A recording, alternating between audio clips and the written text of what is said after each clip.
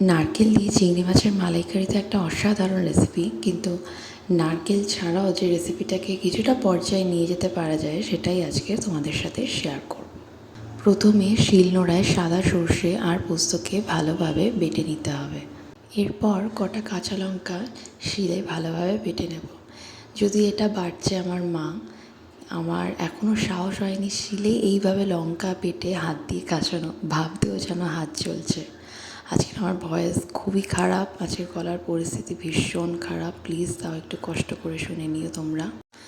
যাই হোক, বেটে রাখা সর্ষে পোস্তর মধ্যে 2 বড় চামচ টক দই দিয়ে অল্প জল দিয়ে ভালোভাবে মিশিয়ে নিতে হবে। এবার চিংড়ি মাছে নুন দিয়ে হালকা করে মাছটা তেলে ভেজে নেব, পুরো ভাজবো না। মাছগুলোকে হালকা ভেজে নিয়ে একটা পাত্রে উঠিয়ে নিলাম। এরপর ওই তেলের মধ্যে অল্প কালো জিরে, পেঁয়াজ কুচি দিয়ে ভালো করে লাল লাল করে ভেজে নিতে হবে।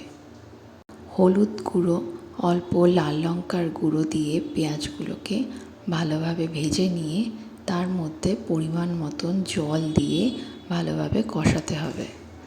ততক্ষণ কষাতে হবে যতক্ষণ না মশলা থেকে তেল ছাড়ছে। আর হ্যাঁ, আমি মাঝখানে একটু চিনিও অ্যাড করেছিলাম।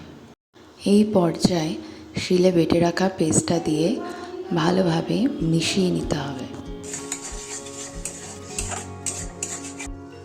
পর্যাপ্ত পরিমাণ জল দিয়ে নেড়ে চেড়ে কিছুক্ষণ ঢাকা দিয়ে জল ফুটে যাওয়ার পর চিংড়ি মাছগুলোকে ঢেলে দিয়ে নেড়ে চেড়ে 2টো চেরা কাঁচা লঙ্কা দিয়ে আরও কিছুক্ষণ ঢেকে রাখতে হবে।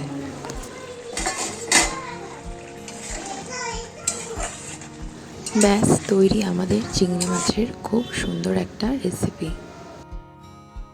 আর কি, এবার গরম গরম নামিয়ে গরম গরম একতলা ভাতের সাথে চিংড়ি মাছের কারিটা জাস্ট ফাটাফাটি। তোমরাও এইভাবে ট্রাই করে দেখতে পারো।